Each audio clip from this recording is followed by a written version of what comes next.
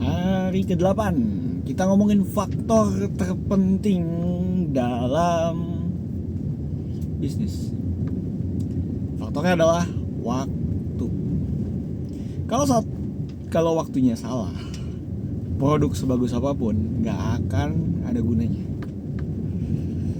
Kontroversial, tapi ya kenyataannya begitu.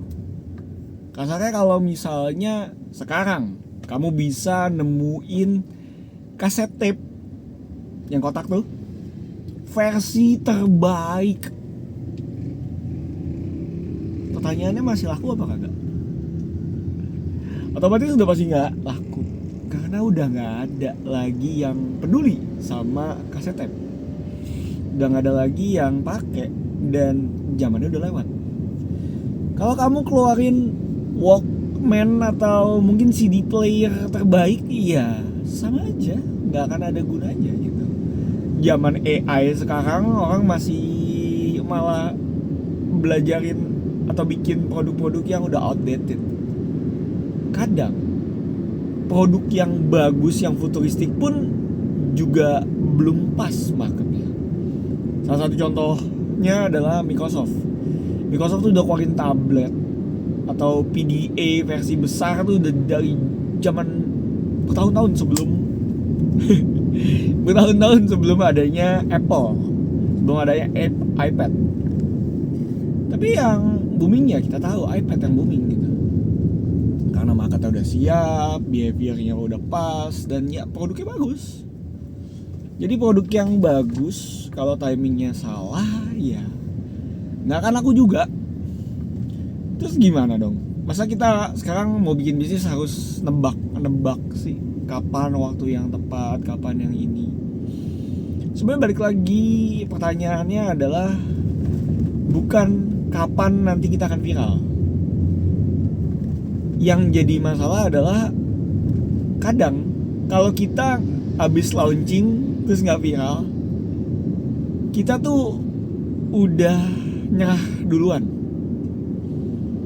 Kita tuh udah ngerasa kayaknya bukan buat gua nih, kayaknya gagal nih produknya nih. Padahal mungkin aja waktunya belum tepat. Dan buat bikin waktu itu jadi tepat, sebenarnya yang harus kita lakukan pertama kali sebelum bikin produk yang luar biasa bagus adalah market research. Selain kita nanya market, selain kita pelajari market, kita juga market ourselves, our product, our solution. Caranya gimana? Ya sebar aja form, baik ke teman-teman kamu sekitar, baik ke orang-orang yang mungkin kamu ketemu tengah jalan, macem-macem lah. Kamu bisa melakukan research tuh macam-macam banget. Bisa juga lewat bikin video-video pendek, tanyain kalau misalnya ada solusi untuk masalah kamu yang begini, apakah kamu akan tertarik? Dari situ kamu bisa timing your market. Kamu bisa mempersiapkan market kamu bisa mempersiapkan waktu kamu. Contohnya kalau misalnya orang-orang lagi pada kelimpungan sama krisis ekonomi, terus kamu keluarin produk yang sangat bergantung sama ekonomi yang baik gitu, ya otomatis timingnya juga salah. Bahkan kata kayak jualan es krim di musim dingin, ya orang nggak cocok gitu. Kalau kamu jualan es krim di musim panas, yang beli mah ngantri, ya kan? Begitu juga prinsipnya sama.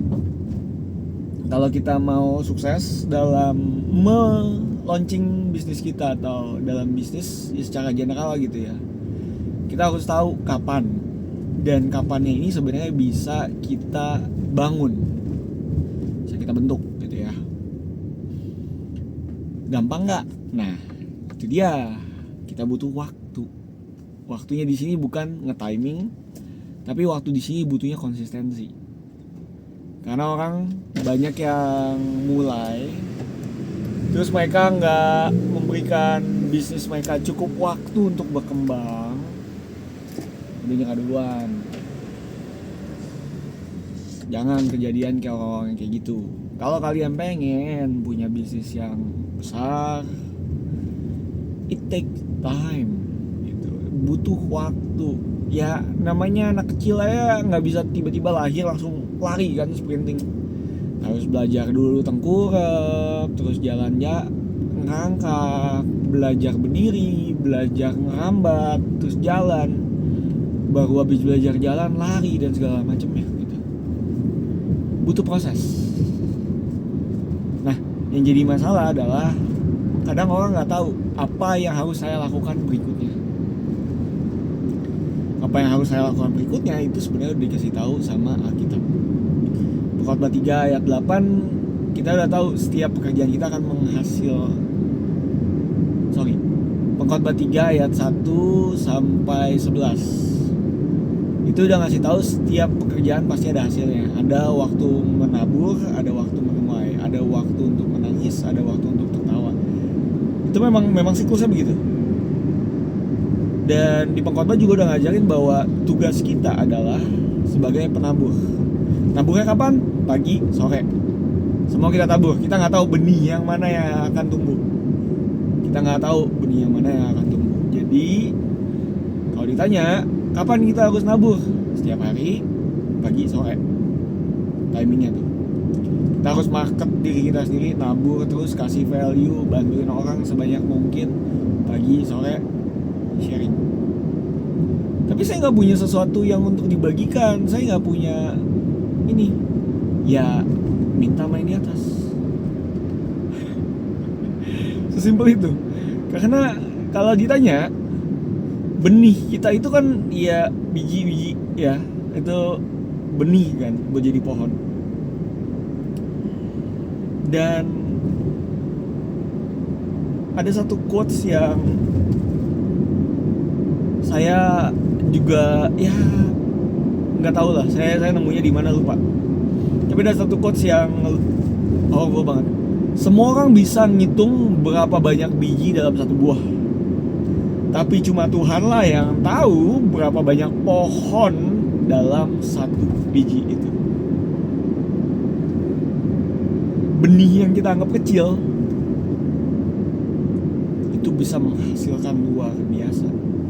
Makanya Tuhan bilang kan, punya iman seperti biji sesawi bisa mindahin gunung. Kok bisa?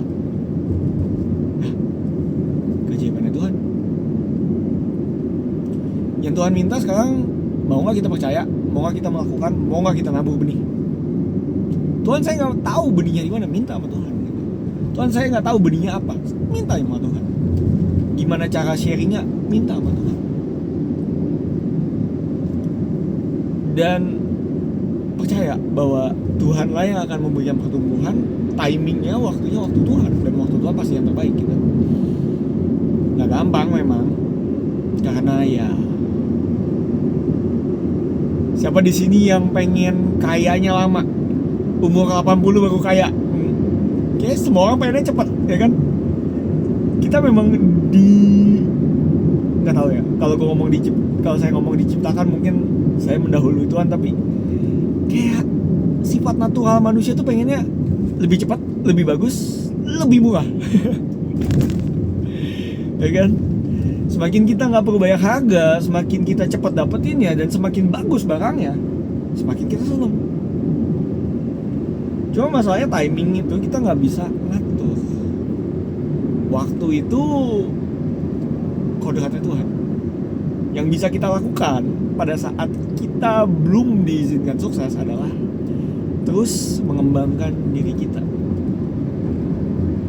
terus membuat akar kita dalam, batang kita kuat, daun kita makin rimbun, dan buah kita makin manis.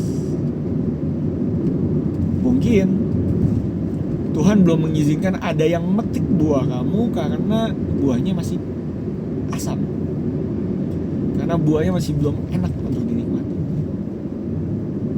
Sekarang yang kamu harus lakukan adalah gimana caranya kamu bisa dapetin semua nutrisi yang terbaik kamu deliver itu, masukin ke dalam buah kamu supaya nanti bisa dinikmatin sama orang lain. Dan percayalah, buah yang manis, buah yang enak, buah yang menggiurkan, pasti akan banyak orang yang mau bayar mahal untuk buah itu. Itulah sebabnya saya pencinta durian.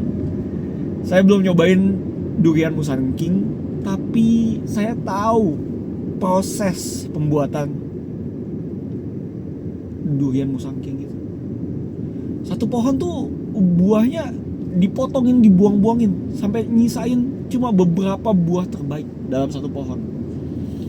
Dan proses itu mengalirkan semua nutrisi itu ke dalam buah yang masih tersisa itu. Buah yang memang sengaja dipilih, buah-buah pilihan tersebut gitu. Dan itulah yang membuat Musang King jadi buah yang primadona banget gitu. Durian yang benar-benar the king of durian gitu kan, Musang King. Dan semua itu karena proses yang susah juga gitu.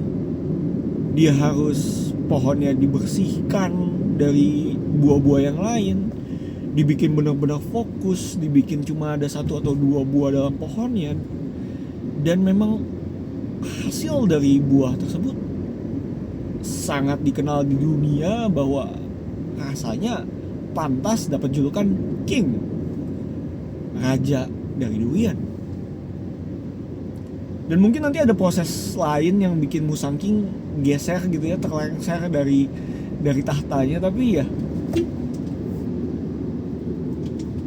balik lagi, proses itu, waktu itu memang kita yang harus benar-benar pelajarin lebih baik gitu.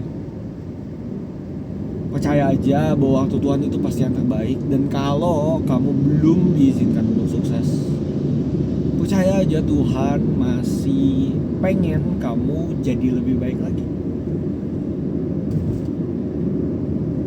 Tuhan gak akan mungkin biarin kamu malu. Tuhan pasti mempersiapkan waktu kamu di tempat yang tepat, waktu yang tepat, momen yang tepat untuk kamu juga bisa jadi versi terbaik kamu. Semua demi kemuliaan namanya Dia.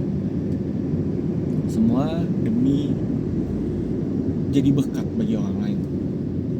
Dan semoga kalian yang masih mungkin ngerasa, aduh kok saya belum sukses, kok timingnya belum dapat, kok belum viral gitu ya, percaya aja bahwa waktu Tuhan pasti yang terbaik.